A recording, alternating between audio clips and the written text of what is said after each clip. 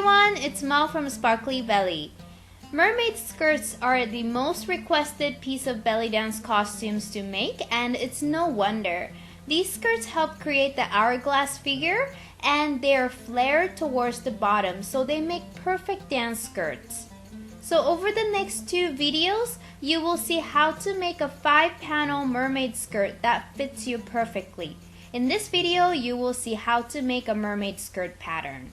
So let's get started. To make a mermaid skirt pattern, you need a big sheet of paper. You can use tissue paper, butcher paper, or cut open paper bags and tape them together. I'm using leftover wrapping paper. You can determine how much paper you need after you take measurements, which I will show you in a bit. Measuring tape. Having a friend that can help you measure is also nice. And pen and scissors. I often like to skip making patterns for my costumes, but for this skirt, it is important that you make a pattern based on your measurements. Because the skirt is fitted around the hips and we work with stretch fabric, having a pattern will save a lot of headaches later. This is going to be a 5-panel mermaid skirt, which means that the skirt will be made up of 5 identical pieces of fabric like this. So we're only making one pattern to make all 5 panels for this skirt. Simple, right? But because this skirt is tight-fitted at the top, we have to be a bit more accurate with our measurements than when we made our circle skirt. So we'll take 7 measurements. Your belt line.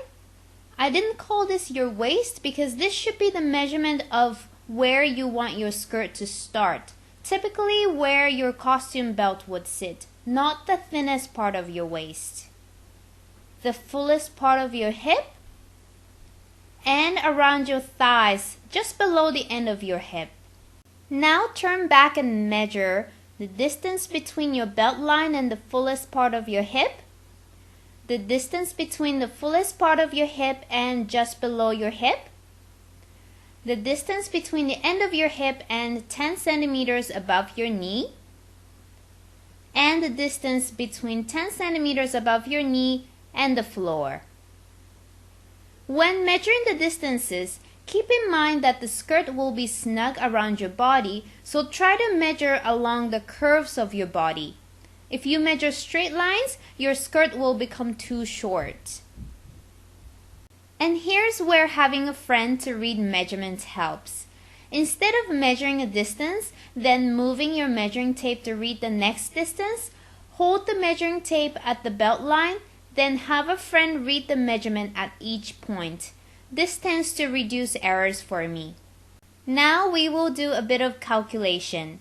Because the fabric you'll be using to make the skirt will have stretch, we have to make the skirt smaller than your measurement or the skirt won't be nice and snug around your hip. So take each of the first 3 measurements of your belt line, hip, and thighs and divide them by 1.2. This 1.2 accounts for the stretch, which I will explain more in the next video.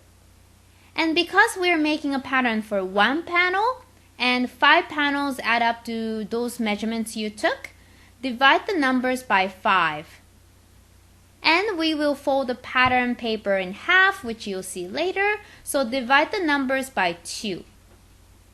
Then add 1.5 centimeters or 5/8 of an inch for seam allowance. So these are the numbers you'll be using to create your panel pattern. So for example, in the pattern making section, the belt line measurement will refer to this number, not the original measurement. If this is too much to follow, or if you want to double check your math, you can download the calculation worksheet from the link on the screen, and it'll do the math for you. So now take your paper and fold it in half. On the folded edge, pick a starting point. Mark the belt line measurement that you calculated from this point. Then from here, measure 1 centimeter or half an inch down, which is the seam allowance. Do the same for the folded edge. On the folded edge, mark the distance between the belt line and the fullest part of your hip. Then from here, mark the hip line measurement. Back to the folded edge, mark the distance between the hip line and the end of your hip. Then from here, mark the thigh measurement. Back to the folded edge, mark the distance between the end of your hip and 10 centimeters above your knees. Then from here, mark the thigh measurement again.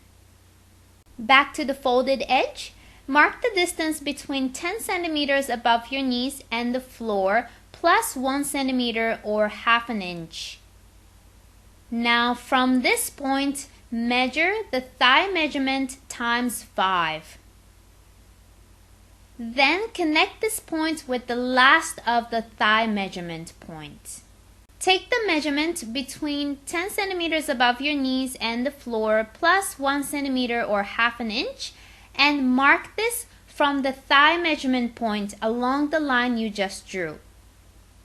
Then from this point, draw a nice curved line to connect to the bottom of the folded edge. This ensures the skirt length is more or less equal at the bottom. Now connect the dots.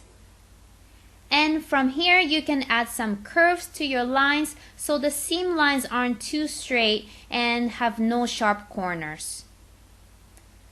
And just cut out the pattern along the lines.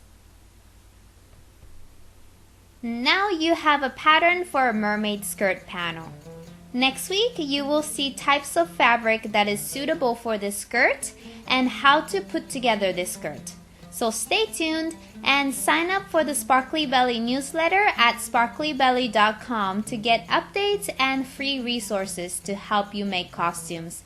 Thanks for watching and keep sparkling.